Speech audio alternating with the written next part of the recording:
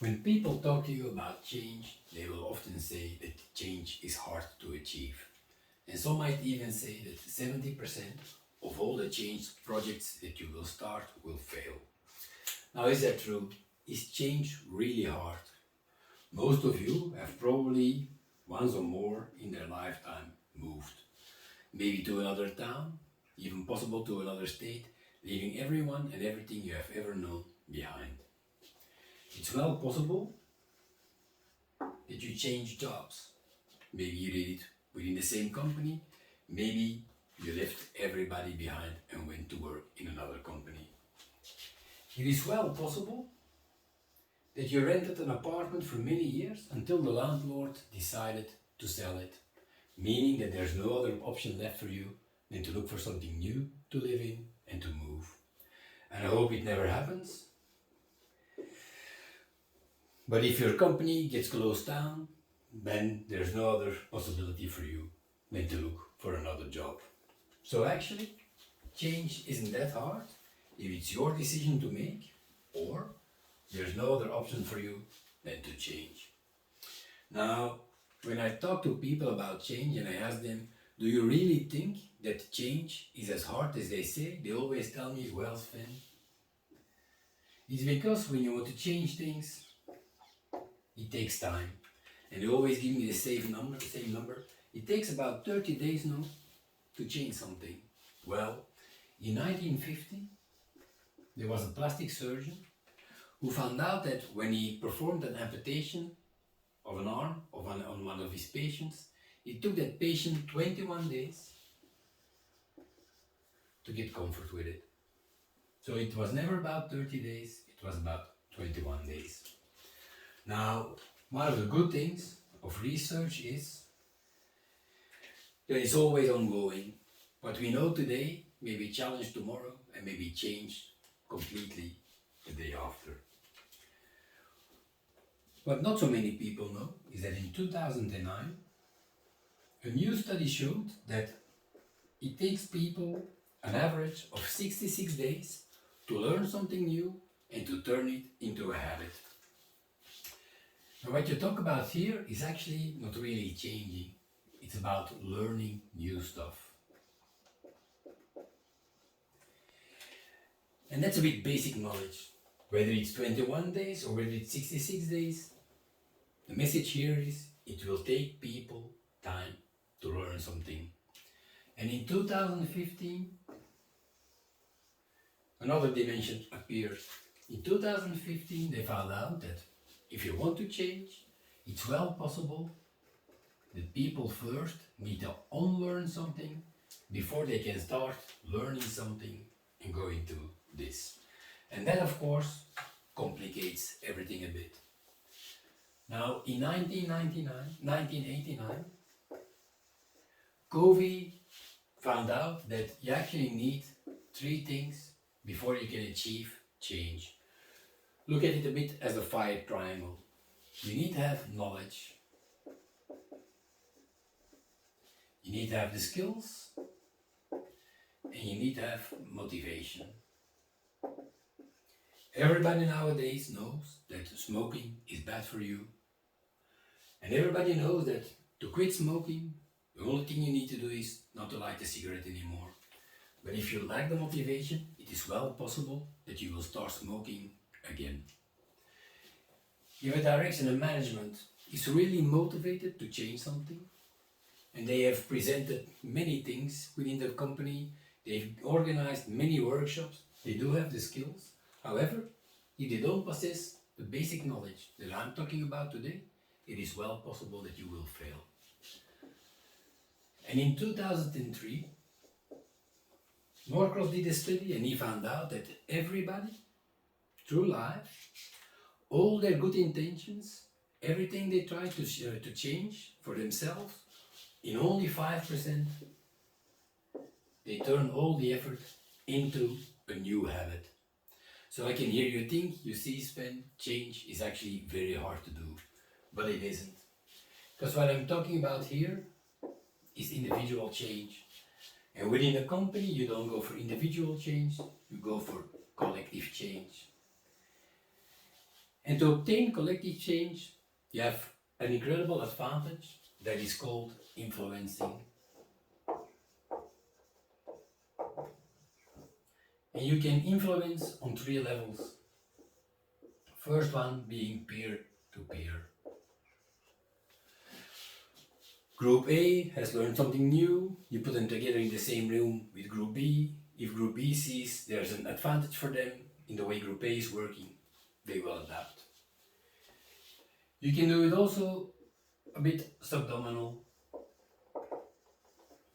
You don't put them together in the same room, but you let them work not far from each other. Group B will see what Group A is doing, and if they see that there's an effort that is working out for them and that could benefit them, they will also adapt the new way of working. And there's of course the individual way, where you put together 2 workers, one knows already the new things and the second one will learn from the first one. This will make you move forward into what's known as conformism. Now in 1962, somebody discovered the diffusion of innovation. And the diffusion of innovation is one of those basic things that has never changed again. And it's there for every and each time you work with a group of people. It's now better known as the bell curve. And it's always divided in the same way. Here in the end, you have 16% people who are against all the change. They will only change if their apartment is sold or if the company they used to work in is no longer existing. I'm going to try and explain you this by telling you about the project that I did. We had a serious issue with dropped objects. In 6 months' time, there were 28 incidents, and when we did the math, in 68% of those, we could have resulted into a fatality. So we started working on this, and the first thing you need to know is when you start working on change is these 16%. Don't mind them. Don't put any effort into them. I know that's hard for you as a company to understand, but there's no reason to put any effort in these 16% whatsoever. The first 2.5% is a freebie. That's what calls your innovators. These are the people that are always looking for new ideas, that are ready to grasp anything new that comes along, and they will often propose new ideas to you. And then you have 12.5%, which is called pioneers. And it's within this 12.5% that a lot of companies make a wrong decision. Because they want to make sure that these 12.5% participate, so they think that they don't need to ask any effort from this group. And that is completely wrong. Because what you actually need to do, you need to create commitment. And what we do in practice is we send out an email. In the email we put a short link. If you click on the link, you're registered, you can participate in a workshop. But you're not creating commitment. You're not asking them to deliver something. You're not asking them to be involved. And you're not telling them you will create an asset. So instead of creating commitment, you do the opposite. And then you have these 2 parts, 34% and 34%, early adopters and the later adopters. And this is where companies most of the time make their second mistake. Because as the saying goes, time is of the essence. And what we then do is we try to time management on change, on a change program, meaning that we set a start date, we set an end date, maybe throw a few milestones in between, and we want everybody to participate. And that is just wrong. And why is this wrong? Because actually, this 68%, just like this 16%, you you shouldn't care about. They're of no interest to you. And what is of interest to you, and this may well be the most important number somebody will ever tell you when it comes down to change, and it's 18%. Studies have shown over and over and over again that once you reach 18% of the population that is going the same direction of change, the change is happening. This is called the tilting point. And the last 2 or 3% between the 12.5 and the 18 is called the chasm. So what you need to do as a company is you need to make sure that you create commitment, and afterwards that you find a way to overcome the 18%. And once you've overcome the 18%, change will happen. What did I do here? I first started by talking to a few people to see if there was enough people willing to work on a change project concerning dropped objects. I thought there were, so I scheduled 3 workshops. For every workshop, I told them the same.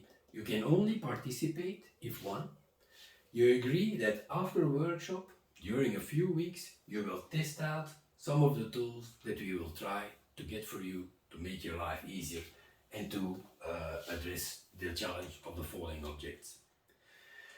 You will need to evaluate them on a paper, and you will need to make sure that we get the evaluation from you. Now, the first workshop was fully booked. Fully booked meaning 15 persons of a maintenance department and 5 externals. The second and the third, actually, nobody registered.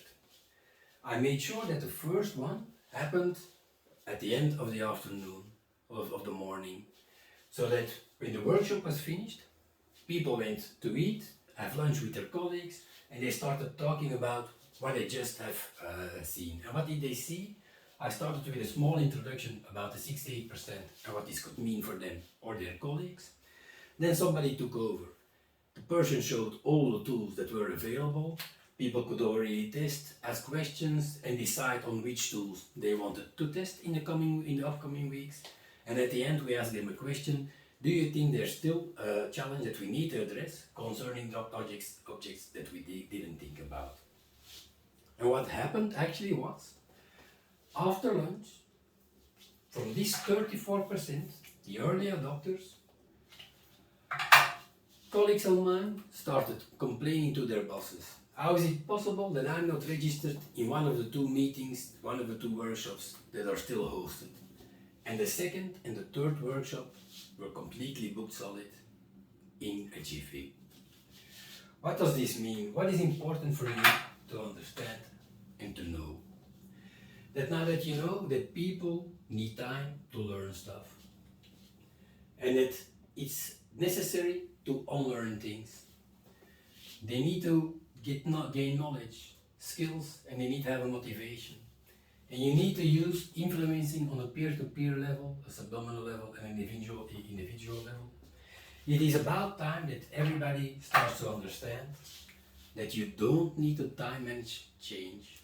Time is not of the essence. Change is of the essence. It is impossible to time manage this, because these people need to learn, unlearn, and will do everything on their own pace. You need to make sure that you keep the subject alive, that you manage the progress very well, but once you reach the 18%, progress is imminent. And about the 70% that fails, well, in 1993, a book appeared, an engineering book. And within that book there was a paragraph that told that re-engineering projects, for the studies they have done, failed between 50 and 70% of the time. In 1994, so a year after the book was released, there was this article in a managing magazine that left out the 50% and left out the re-engineering part. So the only thing they said was 70% of the time change fails. which is completely BS. So if somebody enters your room, a consultant or a colleague of you, who's telling you that change is hard, or that 70% of the time change project fails, you can explain everything to him and ask the person if they are willing to change themselves. And to come back to my project, after a year, we did a test. After a year, here we had 28 in 6 months. We only had 2 incident reportings in a year. And actually, it was 2 times a small plaque that came off of a structure. So nothing serious. Maybe a first aid at most. And then you can still tell me, yes, Sven, but that's reporting. Maybe not everybody reports anything anymore. Well, this year we had this big shutdown. And so I took some time to walk around at the shutdown with my camera. And everybody, but really everybody, was walking around with backpacks, shoulder bags, safety buckets, lanyards, you name it. So what actually had happened, these were already on board. And these probably also. And by now, we should be here somewhere. So change isn't hard at all. You just need to know the basic rules and you need to follow them.